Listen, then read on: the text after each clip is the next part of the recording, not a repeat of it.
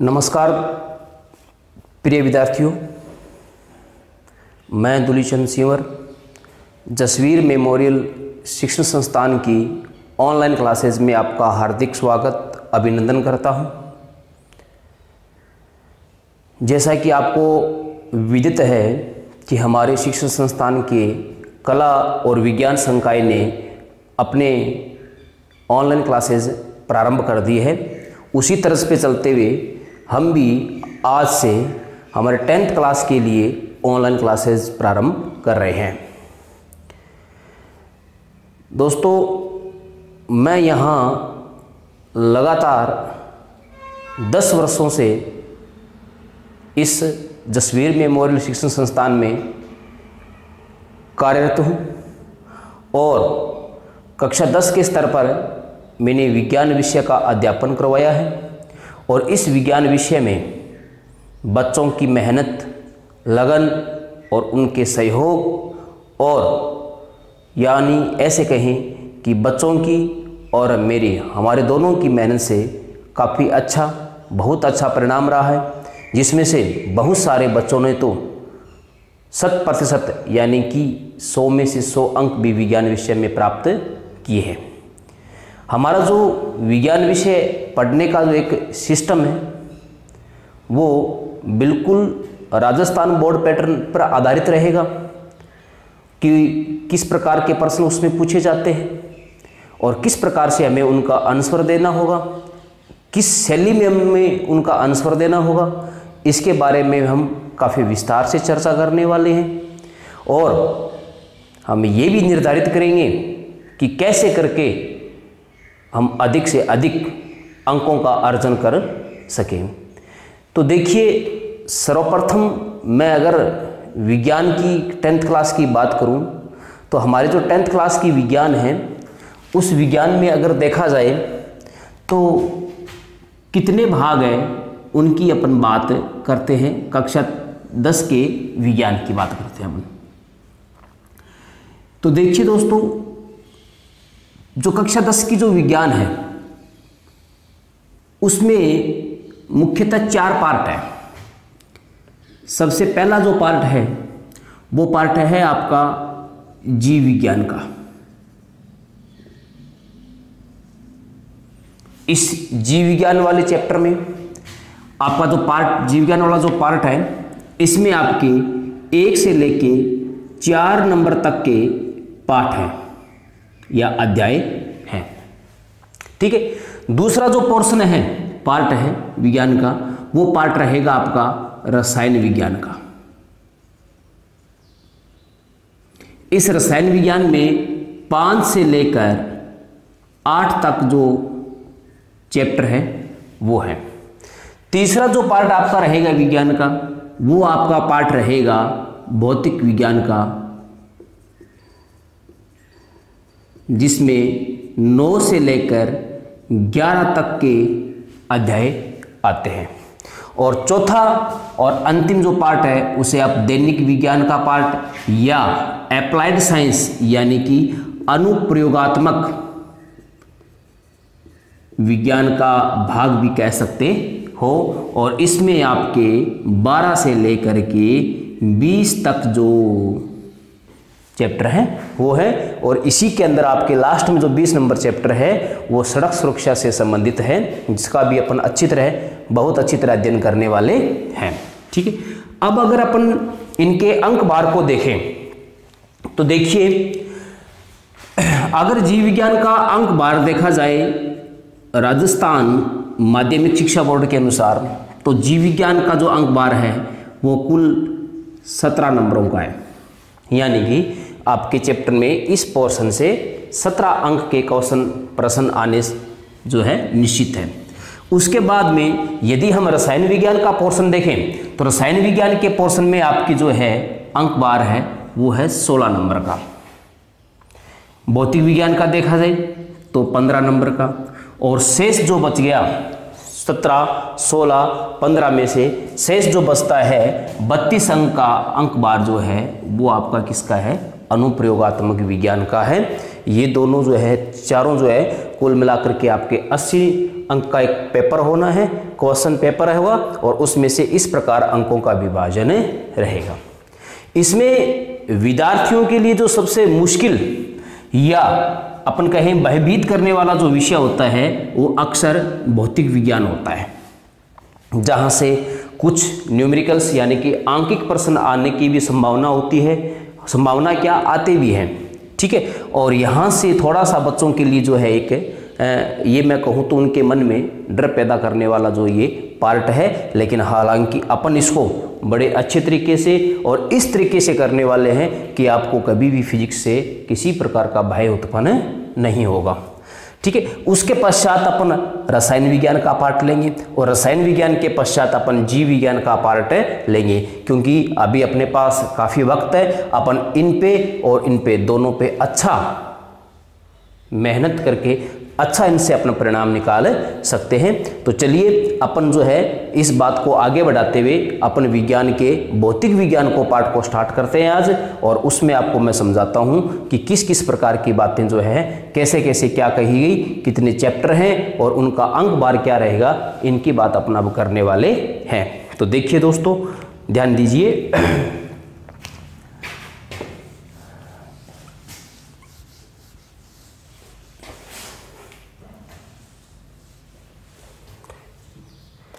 देखिए भौतिक विज्ञान में अगर देखे जाएं तो जो आपका भौतिक विज्ञान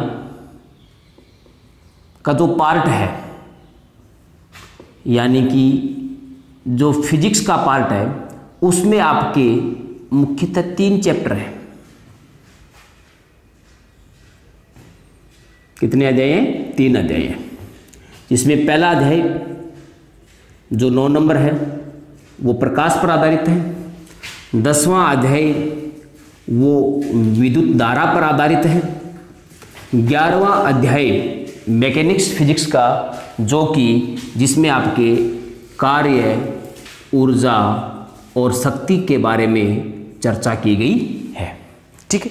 ये रिएक्टिक्स का पार्ट है, ये इलेक्ट्रोस्टैटिक का पार्ट है, सॉरी अपन जिसे अपने कहते हैं इलेक्ट्रोस्टैटिक्स, और ये जो है फिजिक्स में मैकेनिक्स का पार्ट है। अपन इन तीनों का जो है बिल्कुल क्रमशः और एक जो है क्रम के अनुसार अध्ययन करने वाले हैं। आज जो हमारा टॉपिक रहने वाला है वो रहने वाला है प्रकाश। तो अपन प्रकाश से बात स्टार्ट करने वाले हैं। तो देखिए, आप चैप्टर नंबर 9 हेडिंग लगाइए और उसमें सबसे पहले आप जो हेडिंग डालिए वो है प्रकाश।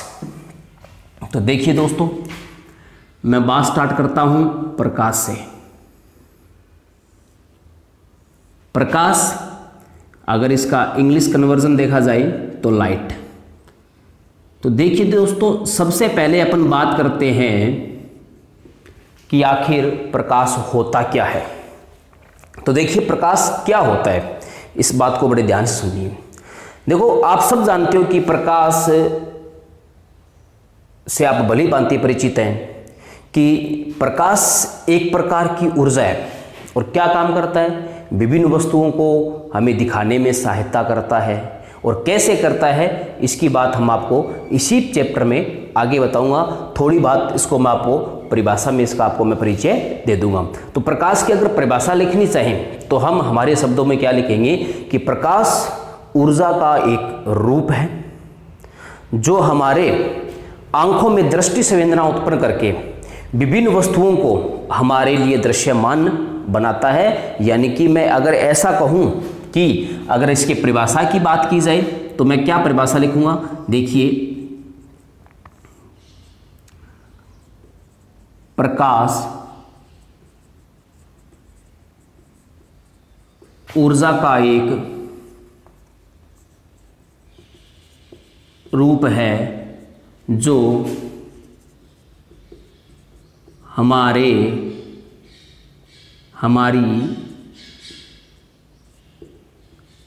आंखों के रेटिना पर गिरकर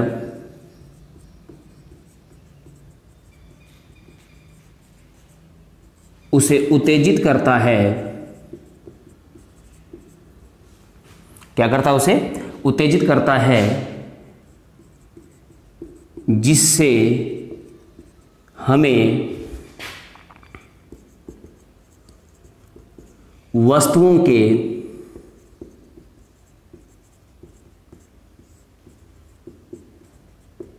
दिखने का बोध होता है। यानी कि प्रकाश ऊर्जा का एक रूप है। हमारी आंखों के रेटिना देखो क्या होता है, इसको हिंदी में दृष्टि पटल भी कहते हैं। हमारी जो आंख होती है, उस आंख में अगर देखा जाए तो सबसे जो अंतिम भाग होता है, इस जगह यहाँ पर एक बहुत ही प्रकाश सुग्राही कोशिकाओं वाला एक भाग होता है। अत्यंत नाजुक भाग जो होता है, यहाँ से दृक् तंत्रिकाएं निकलती है।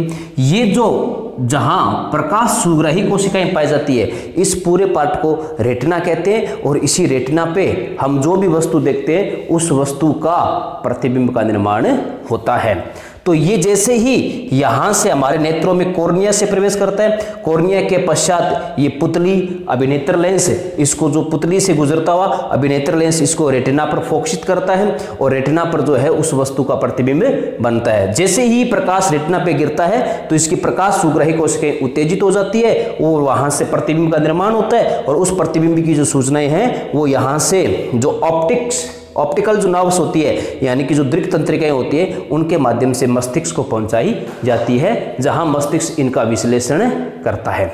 ठीक है, तो देखिए प्रकाश ऊर्जा का एक रूप है जो हमारी आंख के रेटिना पे गिरकर उसे उत्तेजित करता है और जिससे हमें वस्तुओं के दिखने का बोध होता है। इस परिभाषा को हम इस प्रकार भी लिख सकते हैं। आप अगर ये परिभाषा अगर आपकी याद नहीं रहे तो आप इसको इस प्रकार से भी आप को एग्जाम में लिख सकते हैं कि प्रकाश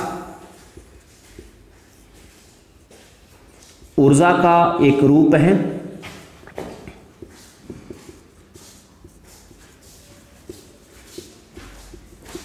जो हमारे नेत्रों में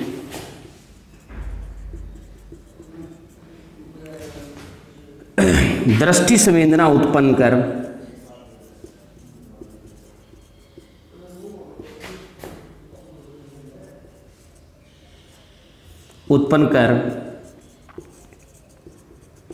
विभिन्न वस्तुओं को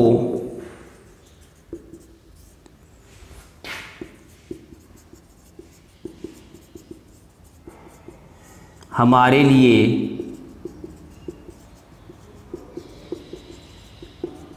दृश्यमान बनाता है। तो यही एक ही बात है। आपको अगर ये आसान लगे तो आप ये याद कर सकते हैं, अगर आपको ये आसान लगे तो आप ये याद कर सकते हैं। तो ये प्रकाश की परिभाषा की अपन बात होगी। और अगर इसी परिभाषा को अगर अपन थोड़ा सा उच्च स्तर पर ले जाएं तो देखो उच्च स्तर पे अपन इस परिभाषा को क्या लिख सकते हैं वो आप ध्यान दीजिए। देखो हालांकि आपके जो परिभाषा में आगे लिखने वाला हूं उसका आपके 10th क्लास से कोई ही किसी भी प्रकार का जो संबंध नहीं है, लेकिन जो हायर क्लासेज है उसमें आपको वो परिभाषा पढ़ने को मिलेगी। तो आप, मेरा कहने का मतलब है कि आप उस चीज़ के लिए मैं चाहता हूं कि पहले से प्रिपेयर रहें कि ऐसा हमने कुछ पहले पढ़ा हुआ है। और यही हमारी जसवीर की विशेषता है कि हम बच्चों के रटन पद्धति पे ध्यान न देते हुए उनको अच्छी तरह समझा करके उनके जो है IQ लेवल में वृद्धि करने का हम प्रयास करते हैं। तो देखिए मैं इसकी आगे वाली परिभाषा की थोड़ी चर्चा आपके पास कर देता हूं। तो देखो इसकी नेक्स्ट परिभाषा क्या है जो कि थोड़ी हायर क्लासेज में आती है आपके, यानी कि 12th में आएगी। तो उसको अपन यहीं बात कर लेते हैं थोड़ा सा, और कंपटीशन लेवल के लिए भी वो वहाँ से 1-2 क्वेश्चन बनने की संभावना रहती है। तो उसमें क्या लिखेंगे अपन, विद्युत चुंबकीय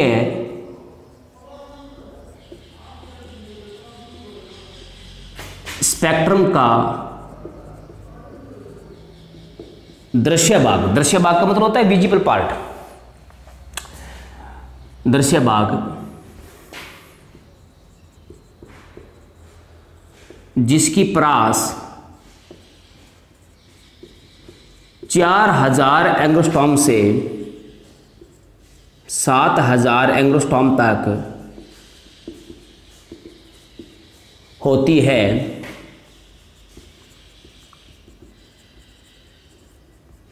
प्रकाश कहलाता है। देखिए दृश्य भाग विजुअल पार्ट होता है, EMW स्पेक्ट्रम का, यानी कि विद्युत चुंबकीय स्पेक्ट्रम का, ठीक है। उसमें जो 4000 से 7600 एंगस्ट्रॉम की जो परास है, वो परास किसके अंतर्गत आती है? प्रकाश के अंतर्गत आती है। एंगस्ट्रॉम में ये मैंने क्या चीज प्रदर्शित की है? 7600, ये मैंने प्रकाश की तरंग दैर्ध्य प्रदर्शित की है। और तरंग दैर्ध्य आपने 9th क्लास में, मुझे पता है कि तरंग जो चैप्टर आपके है उसमें आपने अच्छी तरह पढ़ी होगी, ठीक है। तो ये प्रकाश की जो है तरंग दैर्ध्य की परास है, ठीक है। तो आपसे पूछ सकते हैं कि दृश्य प्रकाश में जो है कितनी, कहाँ से कहाँ तक परास होती है? तो 4000 से लेकर 7600 एंगस्ट्रॉम तक होती है। और उसी परास वाले पार्ट को क्या कहते हैं? अपने प्रकाश कहते हैं। बाकी बातें अपन इसमें आगे स्पेक्ट्रम भी इसका पढ़ने वाले हैं, है ना, जिसमें अपन जो है सफेद प्रकाश का प्रिज्म से वर्ण विक्षेपण पढ़ेंगे, तो उसमें अपन इसका अच्छी तरह स्पेक्ट्रम पढ़ने वाले हैं। और हम आप वहाँ बात भी करेंगे कि प्रकाश जो है वो 7 रंगों से मिलकर के बना होता है, जिसके बारे में आइजैक न्यूटन ने प्रयोग किया था, उसके हम इसी चैप्टर में आगे चर्चा करने वाले हैं। तो देखिए, ये अभी तक अपने केवल परिभाषा से संबंधित बातें हुई है। तो अभी हमने केवल प्रकाश की परिभाषा के बारे में सामान्य जानकारी ली है। अब अपन प्रकाश के कुछ सामान्य अनुभव की बात करते हैं, या सामान्य जैसे गुणधर्म की बात करते हैं। प्रकाश के गुणधर्म, ये अपन हेडिंग लगा सकते हैं, प्रकाश के गुणधर्म। तो देखो, अभी हम थोड़ी सी बात कर लेते हैं प्रकाश के गुणधर्म के बारे में। हालांकि ज़्यादा हम बात नहीं करेंगे लंबी चौड़ी, थोड़ा थोड़ा 10th लेवल तक जो है इसको उठा लेते हैं अपन। प्रकाश के गुणधर्म की अगर बात करें तो सबसे पहली बात देखो कि प्रकाश सदैव सरल रेखा, और देखो आपको कुछ किताब में इसका नाम रिजु रेखा भी लिखा हुआ मिलेगा, जो कि इसका पर्यायवाची शब्द भी है। प्रकाश सरल रेखा में गमन करता है, गमन करता है। देखो, सरल रेखा में मतलब क्या होता है कि प्रकाश की गति सदैव किस रेखा में होती है? सरल रेखा में होती है। तो देखो, इसको सरल रेखा में गमन कैसे करता है, कैसे माना गया इस बात को? देखो, अभी हमने जो स्पेक्ट्रम पढ़ा वहां से एक बात आने वाली है कि हमने देखी कि प्रकाश की जो तरंग दैर्ध्य होती है वो 4000 एंगस्ट्रॉम से लेकर के 7600 एंगस्ट्रॉम तक होती है। तो अगर उस तरंग दैर्ध्य को देखा जाए और हमारे जो दैनिक जीवन के जो अवरोध हैं, है ना, किनारे हैं या पदार्थ हैं, उनका अगर आकार देखा जाए तो उन पदार्थों का आकार तो उस तरंग दैर्ध्य की तुलना में बहुत ज़्यादा है। यानी कि मैं ऐसे ही कह सकता हूँ कि प्रकाश की जो तरंग दैर्ध्य है वो दैनिक जीवन के अवरोधों की तुलना में बहुत ही अल्प है। इसीलिए प्रकाश के संचरण को सरल रेखीय माना जाता है, ठीक है। 10th क्लास में आपसे इसका कोई रीजन नहीं पूछेगा कि प्रकाश का जो है सरल रेखीय संचरण क्यों माना जाता है। दूसरी बात, प्रकाश गति देखो कर्ता जो है वो निर्वात में भी गति कर सकता है, यानी कि प्रकाश निर्वात में गमन करता है या गति करता है। और निर्वात में प्रकाश की चाल कितनी होती है ये आपको ध्यान रखना है। निर्वात में प्रकाश की चाल 3 × 10⁸ मीटर प्रति सेकंड होती है। ये बात आपको ध्यान रखनी है, जो कि सर्वाधिक है। जो क्या है? सर्वाधिक है ना। कि प्रकाश देखो, किसी भी चीज को गति करने के लिए किसी न किसी माध्यम की आवश्यकता होती है।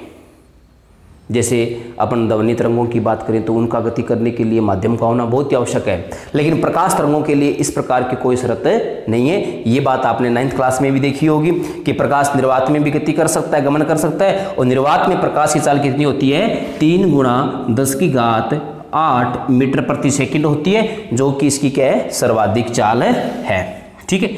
इसके अलावा तीसरी बात अगर देखी जाए तो प्रकाश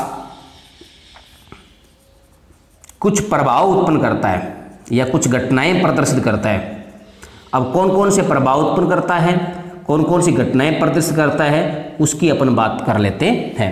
देखिए, प्रकाश बहुत प्रकार के प्रभाव प्रकाश के अपन जो है जान चुके हैं, अभी तक, जैसे परावर्तन है, अपवर्तन है, प्रकाश विद्युत प्रभाव है, वैतीकरण है, विवर्तन है, कॉम्पटन प्रभाव है, रमन प्रभाव है, जीवान प्रभाव है, ये सारे के सारे जो प्रभाव है ये अच्छी तरह हमारे जो है आप हायर क्लासेस में पढ़ेंगे और कुछ प्रभाव आप जो 10th क्लासेस में भी पढ़ेंगे।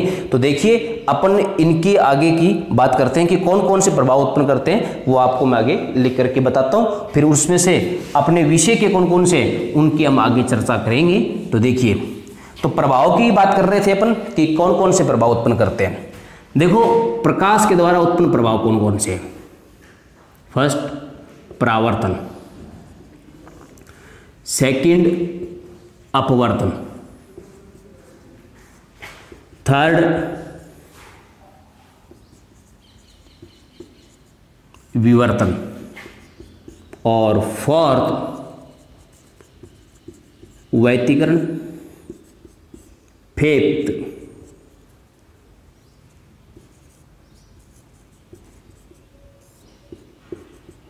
कॉम्पटन प्रभाव। सिक्स्थ, प्रकाश विद्युत प्रभाव। सेवन नंबर,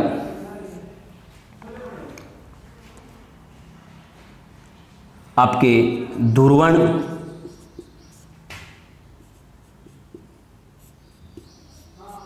8 नंबर,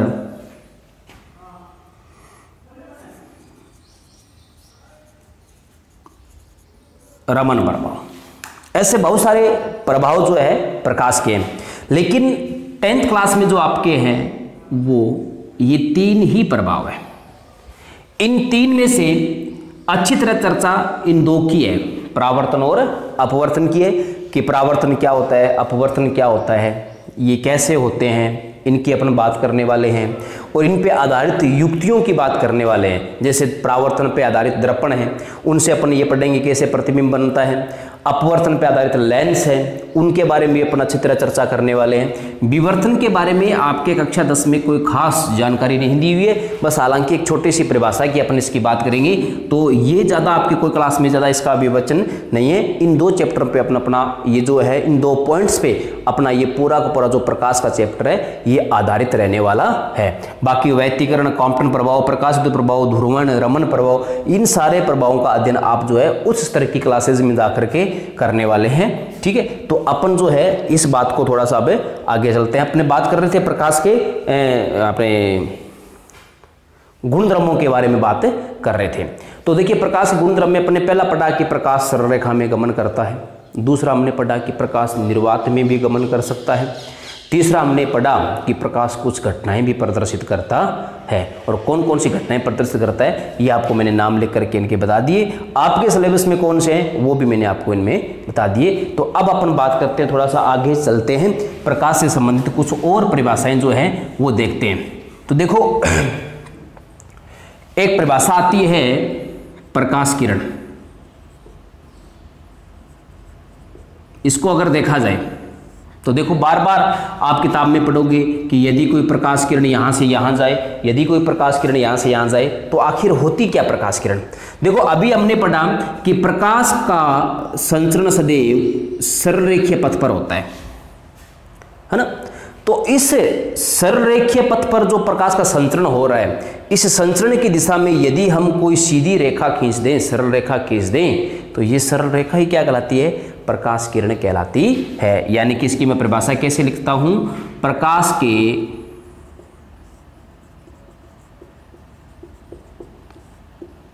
संचरण की दिशा में खींची गई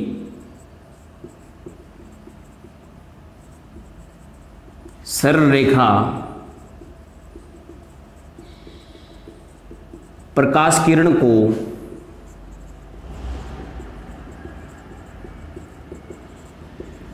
प्रदर्शित करती है। तो ये प्रकाश किरण की बात होगी। इस पे ज़्यादा आपको ध्यान देने की बात जरूरत नहीं है, क्योंकि ये परिभाषा एग्जाम में पूछने के बहुत कम चांसेस हैं।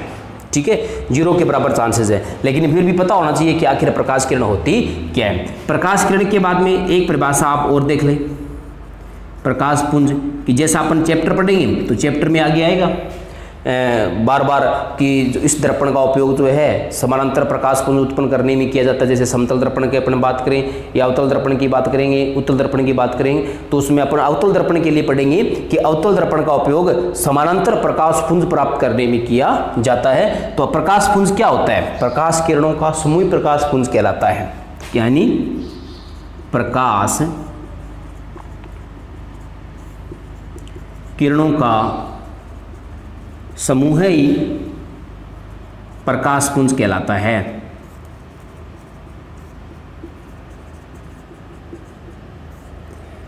प्रकाश पुंज कहलाता है। ठीक है, कैसे? देखा, अगर जैसे मैं बहुत सारी प्रकाश किरण ड्रॉ कर लूं तो ये जो प्रकाश किरणों का एक जो समूह है, इस समूह को ही अपने क्या कहेंगे? प्रकाश पुंज कहेंगे। तो ये बात होगी अपने प्रकाश किरण के बारे में और प्रकाश पुंज के बारे में। दूसरी बात देखिए ध्यान से कि प्रकाश किरण एक दूसरे के बिल्कुल समानांतर चल रही है, यानी कि ये परस्पर अनिर्भर होती है, आपस में किसी भी प्रकार की अन्य या अंतः क्रिया नहीं करती है।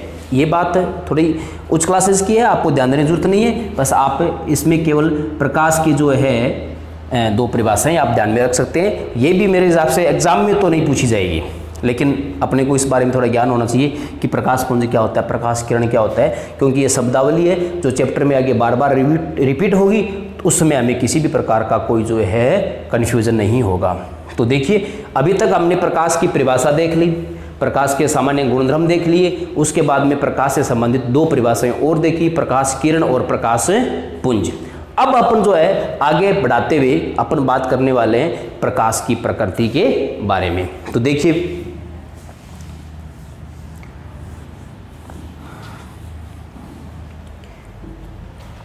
अब अपना जो नेक्स्ट टॉपिक जो रहने वाला है वो टॉपिक रहने वाला है प्रकाश की प्रकृति, यानी कि आखिर प्रकाश की नेचर है क्या, प्रकृति कैसी है प्रकाश की, यानी कि नेचर ऑफ लाइट, कि प्रकाश की प्रकृति है कैसी, प्रकाश तरंग रूप में है या प्रकाश कण रूप में है या प्रकाश की किस प्रकार की प्रकृति है, उनके बारे में अपन बात करने वाले हैं।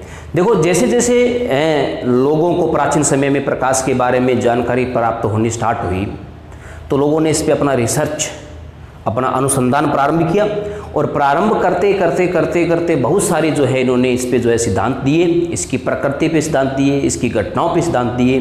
तो अपना जो टॉपिक है वो तो रहेगा प्रकृति पे। तो अगर इसकी प्रकृति का अगर अपन देखें कि प्रकृति के बारे में किस प्रकार इसका अध्ययन किया गया, उस कालक्रम में अगर अपन जा करके देखें तो देखते हैं कि प्रकाश की प्रकृति के बारे में सबसे पहले जो सर्वप्रथम सिद्धांत दिया गया था वो सिद्धांत दिया गया था कणिका सिद्धांत। कौन सा सिद्धांत दिया गया था? कणिका सिद्धांत दिया गया था। ये कणिका सिद्धांत प्रकाश की प्रकृति के संदर्भ में सर्वप्रथम दिया गया सिद्धांत है। ये सिद्धांत 1675 ईस्वी में एक वैज्ञानिक थे जिनका नाम था आइजैक न्यूटन, उनके द्वारा प्रतिपादित किया गया। आइजैक न्यूटन के द्वारा कब दिया गया? 1675 में। और आइजैक न्यूटन के द्वारा क्या किया गया? इसको प्रतिपादित किया गया। देखिए, मैं आपको साथ साथ में बोर्ड पे लिख करके भी बता रहा हूं कि आपको कॉपी में ये किसको किस तरह प्रदर्शित करना है। ऐसे आपको लिखना है। 1675 ईस्वी में दिया गया, आइजैक न्यूटन के द्वारा प्रतिपादित किया गया। यदि हम बात करें राजस्थान बोर्ड के हिसाब से तो आपको इसी प्रकार इसी पैटर्न में आपको लिखना है, तभी आप जो है यहाँ से अच्छे अंक बटोर सकते हैं। ठीक है। दूसरी बात, इस सिद्धांत में आखिर न्यूटन ने कहा क्या? तो देखिए, मैं आपको बताता हूँ, समझिए आप। इस सिद्धांत में न्यूटन ने कहा कि प्रकाश जो है वो अपने स्रोत से जहाँ से भी निकल रहा है वो अत्यंत सूक्ष्म, यानी कि बहुत ही छोटी छोटी, अत्यंत सूक्ष्म व हल्के अदृश्य कणों के रूप में उत्सर्जित होता है। किस रूप में उत्सर्जित होता है? अत्यंत सूक्ष्म और अत्यंत हल्के अदृश्य कणों के रूप में उत्सर्जित होता है। इन्हीं कणों को उन्होंने क्या नाम दिया? कणिका, यानी कि कार्पसस नाम दिया। ठीक है, तो अब देखिए कणिका क्या है बताइए उन्होंने कि प्रकाश स्रोत से जो अत्यंत सूक्ष्म हल्के अदृश्य कण निकलते हैं उन्हीं कणों को उन्होंने क्या नाम दिया, कणिका नाम दिया। और बताया कि उत्सर्जित होने के बाद ये कणिकाएं चारों दिशाओं में प्रकाश की चाल से संचरित होती है, गमन करती है। और गमन करती है, गति कर रही है, इसका मतलब इनके साथ गतिज ऊर्जा भी संबंधित होती है। ये बात भी आपको ध्यान रखनी है। तो मैं इसका ये स्टेटमेंट क्या था वो लिख देता हूं, मैं इसको आप उतार लीजिएगा। देखिए तो देखो क्या कहेगी इस बात में, इस सिद्धांत के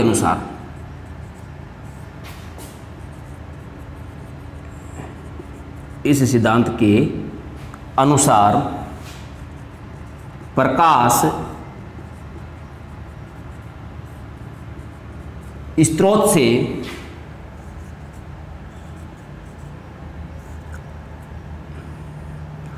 अति सूक्ष्म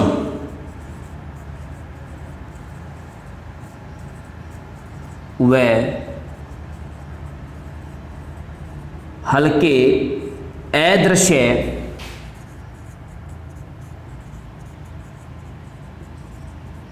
कणों के रूप में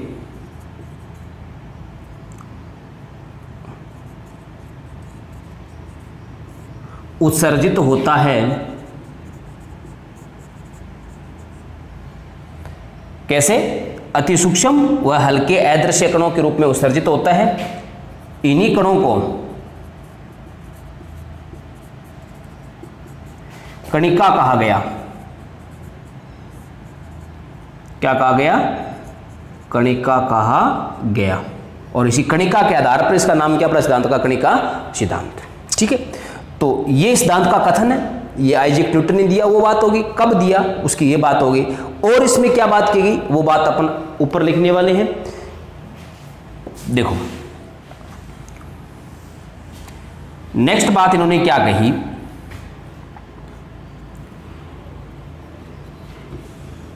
कणिकाएं उत्सर्जित होती है, ये बात अपनी होगी। फिर उन्होंने क्या बताया कि ये कणिकाएं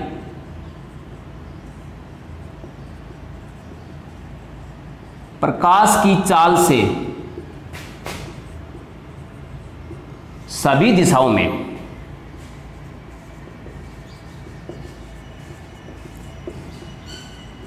संचरित होती है या गति करती है। अर्थात इनके साथ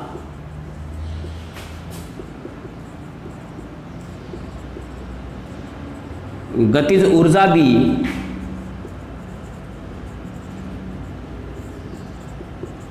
संबंधित होती है। ठीक है, ये बात न्यूटन ने बताई कि जैसे कणिकाएं उत्सर्जित होती है, उत्सर्जित होने के बाद में चारों दिशाओं में प्रकाश की चाल से संचरित होती है और संचरित हो रही है, इसका मतलब इनके साथ कौन सी ऊर्जा है? गतिज ऊर्जा भी है।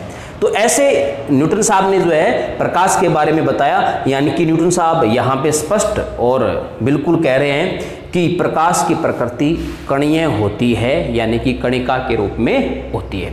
अगर प्रकाश की प्रकृति कणिका के रूप में है तो क्या हम प्रकाश के द्वारा उत्पन्न प्रभाव की व्याख्या कर सकते हैं?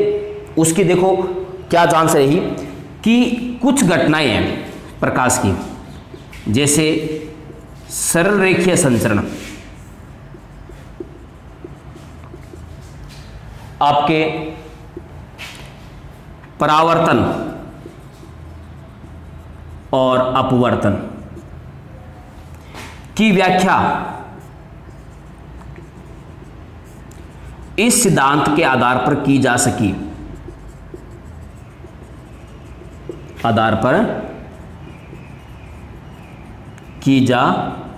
सकी, लेकिन ये बात भी की जा सकी, पूर्णतः सही सिद्ध नहीं हुई। इन्होंने कैसे व्याख्या की उसका आपको मैं हल्का से एक आइडिया दे देता हूं आपके, हालांकि वो 10th क्लास का कोई काम का नहीं है।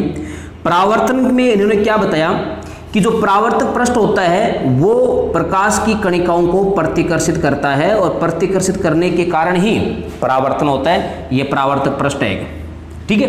अपवर्तन के लिए क्या बताया कि अपवर्तन में जो अपवर्तक पृष्ठ होता है, ये जैसे मान लो कोई कांच की स्लेब है, ठीक है, ग्लास स्लेब है कोई, इसको प्रकाश की जो कणिकाएं हैं, प्रकाश कणिकाएं को ये जो पृष्ठ है ये अपनी ओर आकर्षित करता है और इसी वजह से जो है यहाँ अपवर्तन की क्रिया होती है, घटना होती है, सॉरी। और ये जो कणिकाएं हैं जब इस विरल माध्यम से सघन में जाती है तो उनका वेग कम हो जाता है और ये आपको बिल्कुल पता है, सॉरी, सघन कम हो जाता है, लेकिन इन्होंने बताया कि यहाँ से यहाँ जब ये जाएगी यानी कि विरल से सघन में जाएगी तो उनका वेग बढ़ जाएगा, जो कि बिल्कुल गलत है। और यहाँ प्रतिकर्षण से बता रहा है, यहाँ आकर्षण से बता रहा है। इन दोनों घटनाओं में हालांकि दोनों में बिल्कुल विरोधाभास है, इसलिए इनके आधार पर इनकी सफल व्याख्या नहीं की जा सकती। हालांकि अपन इस बात को समझा सकते हैं लेकिन सफल व्याख्या इसकी अपन नहीं कर सकते। तो आपसे ये क्वेश्चन भी पूछ सकता है कि किन किन घटनाओं की व्याख्या कणिका सिद्धांत के आधार पर की जा सकती है, तो आपको ये बातें ध्यान रखनी है इन 3 घटनाओं की। इसके अलावा जो भी घटना है उनकी व्याख्या कणिका सिद्धांत के आधार पर नहीं कर सकते। तो ये प्रिय विद्यार्थियों, अपना आज का जो है प्रकाश का टॉपिक रहा। अपने यहाँ तक प्रकाश की परिभाषा, प्रकाश के गुणधर्म और प्रकाश की प्रकृति के बारे में अपने अध्ययन किया। इससे आगे का जो है वो अपन हमारी अगली क्लासेज में, अगले एपिसोड में इसको जारी रखने वाले हैं। आप सभी का दिन मंगलमय हो। जय हिंद, जय भारत।